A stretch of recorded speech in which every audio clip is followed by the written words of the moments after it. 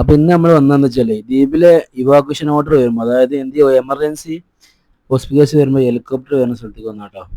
അപ്പൊ ഈ സമയത്ത് പിന്നെ ആ ഒരു സമയത്ത് മാത്രമേ ഇവിടെ ആളുണ്ടാവുള്ളൂ. ബാക്കിയുള്ള ഭാഗം ഫുള്ള് ഇവിടെ ഇവിടെ വീടുകളൊക്കെ കുറവാണ് കേട്ടോ. ഈ ദ്വീപിന്റെ തെക്ക് ഭാഗമാണത്. ഇവിടെ ആളോളം വീടുകളൊക്കെ കുറവാണ്. ഫുൾ ഒഴിഞ്ഞ സ്പേസ് ആട്ടോ ഇവിടെ. ഈ കോൺക്രീറ്റ് ഇട്ടില്ല, ഇവിടെയാണ് നമ്മളെ പിന്നെ ഹെലികോപ്റ്റർ വരും കേട്ടോ. രോഗികളെ കൊണ്ടുപോകാൻ അർജന്റ് മാത്രം വരുള്ളൂ. നമ്മൾ ഇവിടേക്ക് ഇറങ്ങിയതാട്ടോ. അപ്പോൾ നല്ല സൺസെറ്റ് ഒക്കെ ചെയ്ത് നല്ല അടിപൊളി ബീച്ച് കേട്ടോ അവിടെ. ഈ ദ്വീപിലെ തെക്ക് വശം കേട്ടോ.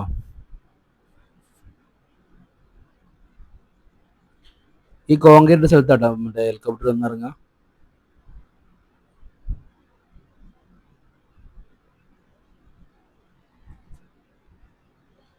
നമ്മൾ നല്ല ബീച്ചിലൊക്കെ ആവശ്യമായിരിക്കും അവിടെ. സൺസെറ്റ് ഒക്കെ കണ്ട് ഇങ്ങനെ വേറെ വൈബാട്ടോ അവിടെ. ഒരു ദ്വീപിലെ പല നാല് വെറൈറ്റി ബീച്ചുകൾ കേട്ടോ. 4 വെറൈറ്റി ലുക്കാണ് ഇവിടെ. നേരത്തെ പറഞ്ഞ ഒരു ഫുള്ള് ഫ്രീ ആണ്, ഒഴിഞ്ഞ സ്ഥലം. നല്ല വീടുകൾ മറ്റേ മോശമൊന്നും ഇല്ല ഇവിടെ.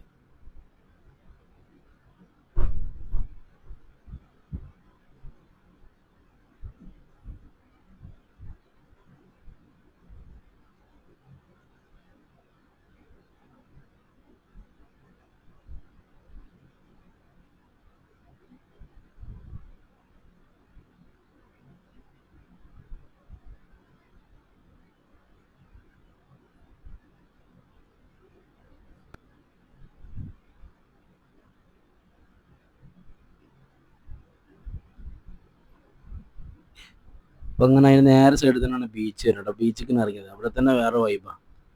ഇവിടെ കാണാൻ തന്നെ വേറെ ഭംഗിയാട്ടോ. ഈ മണലും ഈ പാറകളും പ്രത്യേക ഒരു ഭംഗിയാട്ടോ ഇവിടെ.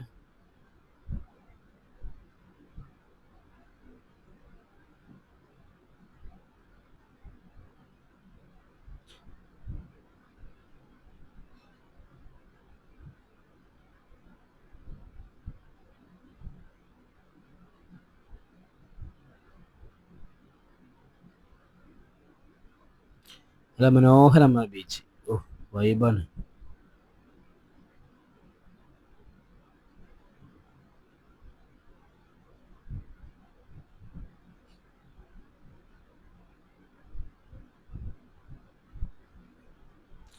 മീനുകളൊക്കെ കാണുന്നുണ്ട് കേട്ടോ. പക്ഷെ മൊബൈലിലൂടെ കാണുന്നുണ്ട് അറിയില്ല.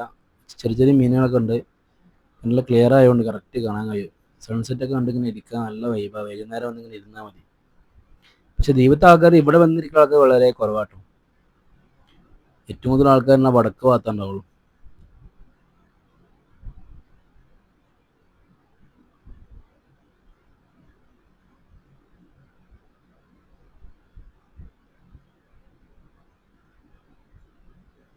അത് പ്രത്യേക തരം സ്ഥലമുണ്ട് ഇവിടെ. നല്ല വൈബ്. വെള്ളം തട്ടി തട്ടി ആയ ഒരു ഗുഹ പോലെ നല്ലൊരു വൈബാണ്. ഫോട്ടോ ഫ്രെയിമിനൊക്കെ നല്ല അടിപൊളി സ്ഥലമുണ്ട് അവിടെ.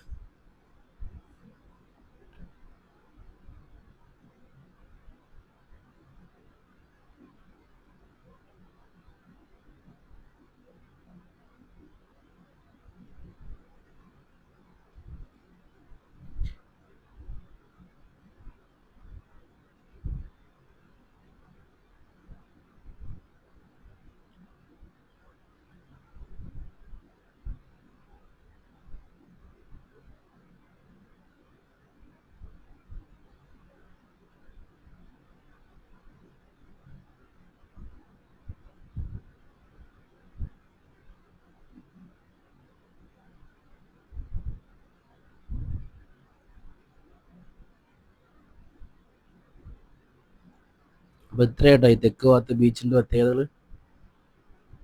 അപ്പോൾ അടുത്ത വീഡിയോ ആയിട്ട് വരാം. ഓക്കേ.